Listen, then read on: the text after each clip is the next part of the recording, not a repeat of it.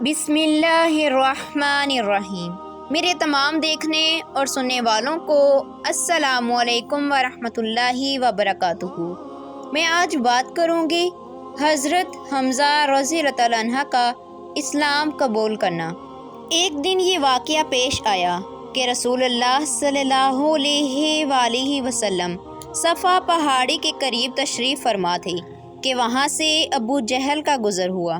ابو جہل نے تکلیف دہ باتیں کیں اور آپ صلی اللہ علیہ وآلہ وسلم کے بارے میں برے کلمات کہے۔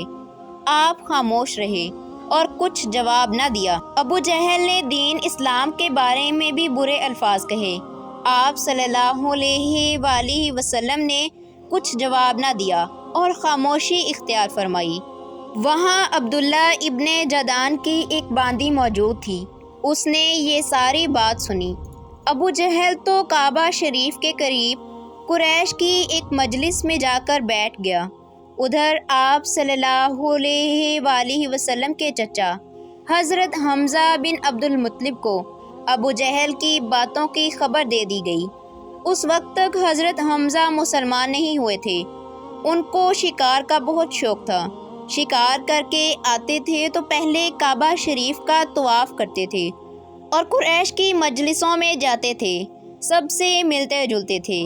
شکار سے واپس آ رہے تھے کہ باندی نے واقعہ بتا دیا اور کہا کہ آج ابو الحکم نے آپ کے بھتیجے کو تکلیف دی ہے اور برا بھلا کہا ہے۔ آپ کے بھتیجے نے خاموشی اختیار کی۔ یہ سن کر حضرت حمزہ رضی اللہ تعالیٰ عنہ کو بہت غصہ آیا۔ وہاں سے فوراً روانہ ہوئے۔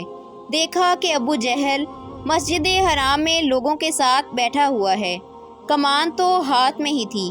ابو جہل کے سر پر ایسے زور سے ماری کہ اسے بری طرح سے زخمی کر دیا اور ابو جہل سے خطاب کر کے کہا کہ تو میرے بھتیجے کو برے الفاظ میں یاد کرتا ہے، میں بھی اس کے دین پر ہوں، تجھ سے جو ہو سکے تو کر لے۔ بنی مخدم کے کچھ لوگ ابو جہل کی مدد کے لیے کھڑے ہوئے، لیکن ابو جہل نے روک دیا اور کہا کہ میں نے اس کے بھتیجے کو بہت برے الفاظ میں خطاب کیا ہے۔ اس وقت حضرت حمزہ رضی اللہ تعالیٰ عنہ نے بھتیجے کی ہمدردی میں کہہ دیا تھا کہ میں انہی کے دین پر ہوں، لیکن بعد میں شیطان پیچھے لگ گیا۔ اس نے آ کے کہا کہ تو بد دین ہو گیا، تو نے اپنے باپ دادا کا دین چھوڑ دیا، تو نے جو دین اختیار کیا ہے اس سے تو موت بہتر ہے۔ شیطان کی باتوں سے متاثر ہو کر حضرت حمزہ نے اللہ تعالیٰ سے دعا کی، جو دین میں نے اختیار کیا ہے اگر آپ کے نزدیک ہدایت والا ہے تو میرے دل میں اس کی تصدیق پختہ کر دیجئے، ورنہ میرے لیے کوئی صورت نکالیے جس سے میں کسی ایک طرف مطمئن ہو جاؤں۔